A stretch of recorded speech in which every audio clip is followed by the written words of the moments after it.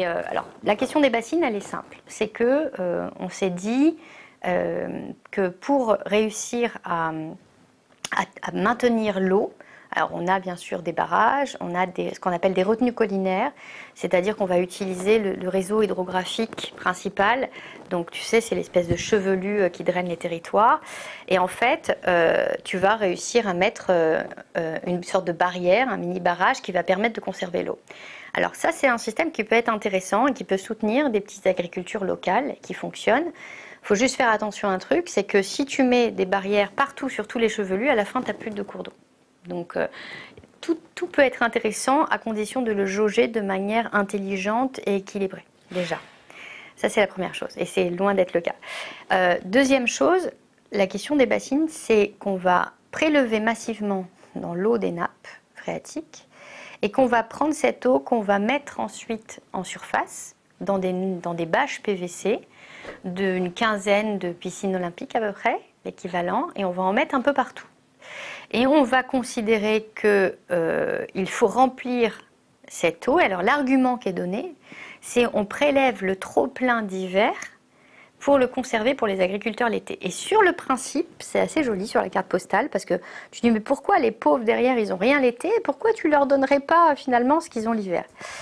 Dans la réalité, c'est un peu plus compliqué. C'est-à-dire que tu as une eau qui est prélevée massivement dans les nappes, mais cette eau, elle est censée, au printemps, servir à soutenir le cours d'eau. Et justement, quand le cours d'eau va être à sec, il faut imaginer que quand tu vois un cours d'eau avec de l'eau et qu'il n'a pas plu, c'est pas l'eau du cours d'eau, en général, c'est l'eau des nappes. Sauf quand il y a des canals dérivatifs, etc. Mais dans la majeure partie, c'est la nappe qui redonne son eau au cours d'eau qu'on n'a plus. Et donc cet équilibre, tu le coupes. Quand tu prélèves massivement dans la nappe, et ce n'est pas des petites quantités, et que tu la mets en surface, tu vas déjà créer une déconnexion entre la nappe et la rivière.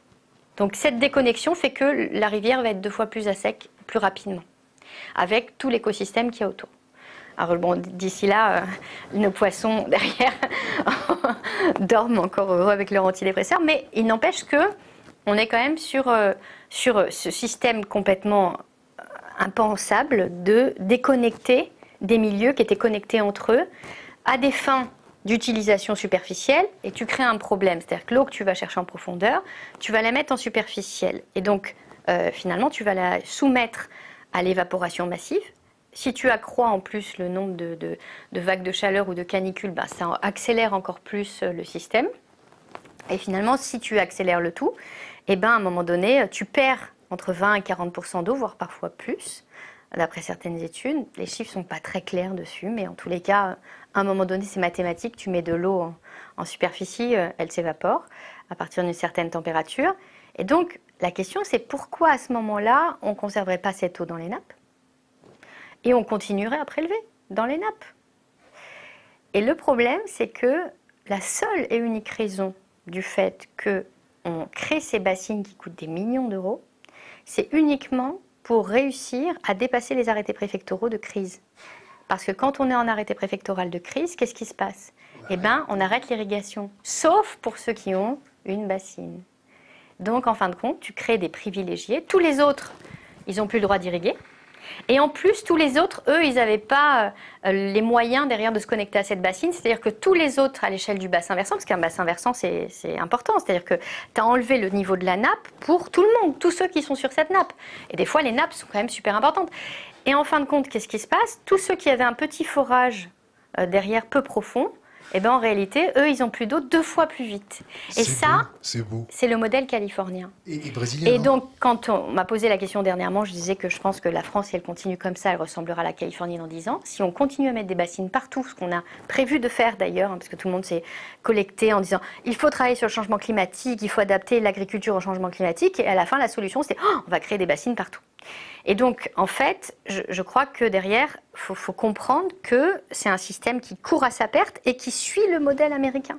Et qui suit le modèle chilien, parce qu'au Chili, à Santiago, on a arrêté l'adduction en eau potable pour les populations, parce qu'il y a encore 10 ans, on cultivait massivement du maïs. Sauf que du coup, on a aridifié les sols, on ne fait plus rien pousser.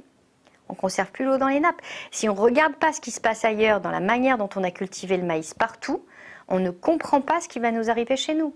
Et on a peut-être juste un temps d'avance. C'est peut-être ce qui nous rend finalement plus riches que les autres derrière, d'avoir ces années de recul pour pouvoir changer très vite. Donc je me dis, si peut-être qu'on explique les choses comme ça, peut-être qu'on comprendra que c'est pas possible. Et deuxième chose, qui est un énorme mensonge, mais c'est un truc de dingue, comme les gens regardent ça et se disent « Ah ouais, c'est important », c'est qu'on te dit « Ah là là, il faut vite qu'on prélève cette eau, en fait, parce que sinon, après, elle part dans les rivières et on la perd. » C'est-à-dire qu'on ose la donner à l'océan. Donc, du coup, pourquoi est-ce que finalement, aujourd'hui, je garderai pas toute l'air qui est autour de moi parce que j'ai aucune envie qu'elle aille dans le département d'à côté ou derrière dans le pays d'à côté. Il faut que je la garde. Donc, c'est exactement la même chose. Et je comprends pas comment un argument de cette sorte peut encore être sorti aujourd'hui en 2022 avec le niveau de connaissance qu'on a.